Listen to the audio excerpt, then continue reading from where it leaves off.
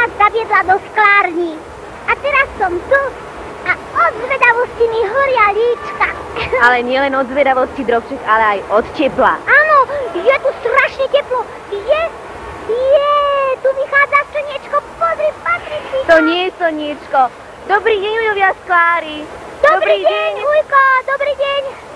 Dobrý deň, vy tu máte slniečko. Dobrý deň i vám. A kdeže slniečko, kdeže východ slnka? Veď vtedy, ak bol východ slnka, ty si bol ešte pod perinkou, Drobček. Ale Ujko, veď ja stávam skoro. Ale nie vždy, Ale to Drobček. slniečko z pece hreje veru. Kdeže by, Drobček, to není slniečko. Tam je rozstavená sklovina pod veľkou teplotou a ono to vyzerá ako slniečko, keby odtiaľ svietilo. Ale potrebujeme teplotu vysokú preto, lebo potrebujeme sklovinu rôzne tvarovať a ohýbať. Akože vy ohýbate sklo? No, A Drobček, ja som chcel trošku ohnúť pohár. A keby ste vedeli, čo mi z neho zostalo. To radšej nehovor, Drobček, o tom Nepoviem to, ticho. nepoviem. no Drobček, to máš ako s príslovím. Ohýbaj ma, mamko, pokiaľ som ja Janko. Až ja budem Jano, neohneš ma, mamo. No ja som našťastie Drobček. No ale, Drobček, my musíme tvarovať sklovinu v takomto teplom, žeravom stave. To máš ako kašičku. Pokiaľ je tá kašička riedka, tak sa dá tvarovať. Aha. Pokiaľ by kašička stvrdla, ujo sklár z toho už neurobí vôbec nič. Áno, ja rozumiem, ja viem. No a okrem toho sa ešte sklo lisuje alebo fúka.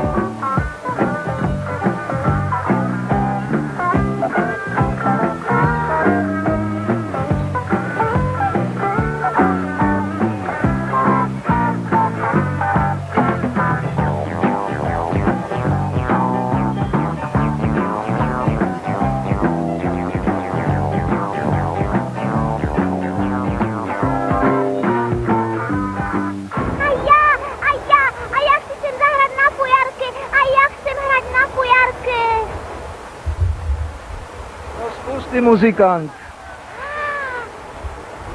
Drobček, ale to nie je fujarka, to je sklárska pišťala a treba ňou vedieť narábať dobre, aby si mohol vyfúknuť takú veľkú sklenú guľu. Jaj, mydlové bublinky sa fúkajú ľahšie, ale skús to teraz ty, Paťka. Ja. Nech sa páči. No? Mocnejšie. Ešte, výborne, ohromne, dosť. Stačí, to je guľa ako svet. Vidno, že si pila mliečko. No, Drobček, mliečko treba dopiť. Aj ujovia sklári, keď chcú byť silní, aby mali veľa pary, musia všetko mliečko vypiť. A odteraz pijem mliečko. Paťka, všimni si toho uja. Skrýva svoju bublinu do akéhosi hrnca. Asi sa mu nepodarila a nechce, aby ju niekto videl, hanbí sa. Určite sa nehambí. Vyfúkuje sklenú hmotu do formy. Tak ako keď ty pečieš v piesku koláče. Bublina dostane tvar podľa formy. Povedala si, že bublina musí byť horúca. A tá forma je predsa z dreva. Ako to, že nezhorí?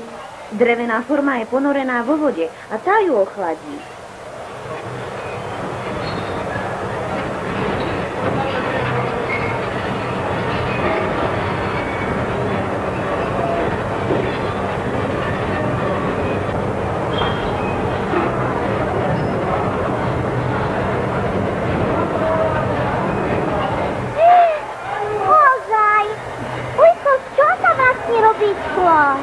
Vieš čo, Drobček, poviem ti o... Ale veď prísady doma máme.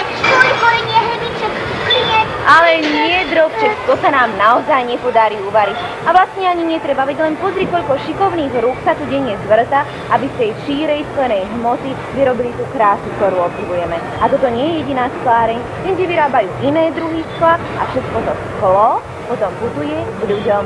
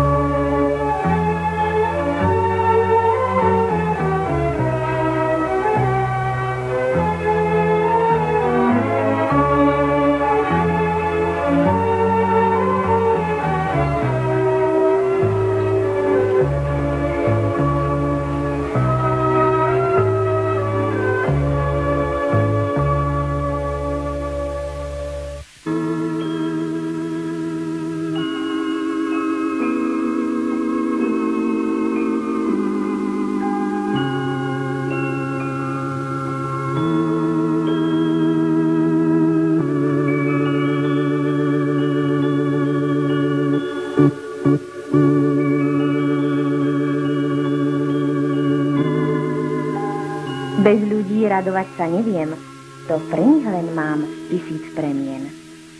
Mne určil tvar ich smäd a hlad. Bez ľudí šťastný je len ľad.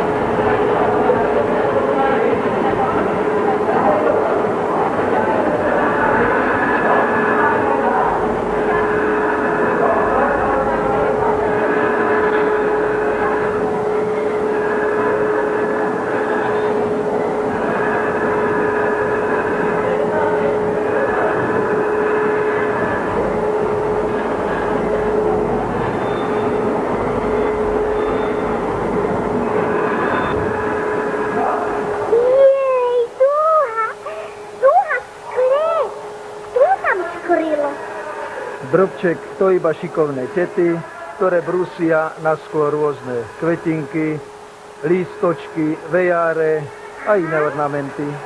No to je ako keď nám mráz nalie na sklo kvety. Od večera do rána nám zakvitne okno ako na záhrade. Áno, Drobček, máš pravdu, ale iba s tým rozdielom, že kvety na okne roztopíš, keď na ne dýchneš. Kvety na pohároch, vázach, misách tešia srdce a oči rovnako na jar ako na jeseň.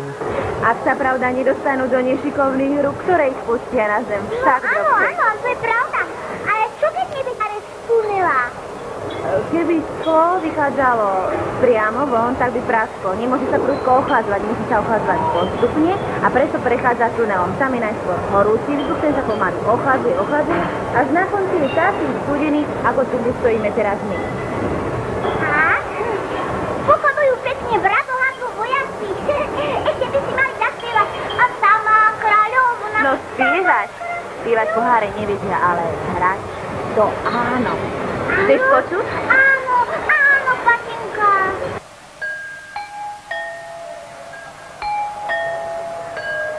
Tindy-lindy, takto zvonia konvalinky. Jej, Paťulka, to je krásne. Vieš čo, keby som tu pracoval, ja by som si iba spieval a vyhrával. Na to by si nemal dosť času. Len sa pozri, koľko vojašikov pohárov tu čaká na maľovanie. Keby som bol vedel, že sa dá na sklo maľovať, bol by som si priniesol pastelky. Alebo aj vodovky. Všeličo by som namaľoval. Na jeden pohár srdiečko, ako má Maťko v škôlke, na druhý pohár vláčik, no a na ďalší by som nakreslil slniečko, alebo ho mám na vešiaciku ja. Och, pastelky ani vodové farbičky by ti na sklo neboli súsed. Tie stačia iba na papier. Pohár by sa umyl a bolo by po vláčiku i po srdiečku. To je škoda. Môžem si skúsiť namaľovať jeden pohárik? Ale sú, Drobček. a potom si ho smieš vziať domov na pamiatku, že si nás navštívil tu u nás v sklárniach v Lednických rovniach. Na pamiatku, na pamiatku. To znamená, že už pôjdeme domov. Domov ešte nie, Drobček. Vybrali sme sa na výlet za slon. Aha, to ako ten kráľovič, čo tu má za skleným vrchom a sklené halušky z kapsy vyhadzoval. Áno, aj on išiel najprv k jednému bratovi, potom k druhému a všade videl niečo nové. Aj my sme najskôr obdivovali krásu skla, poháre, misky, vázy, ale sklo si je, Drobček, ako taká princezna vždy v nových šatách. Stretneš ho raz tu, raz tam a vždy je iné.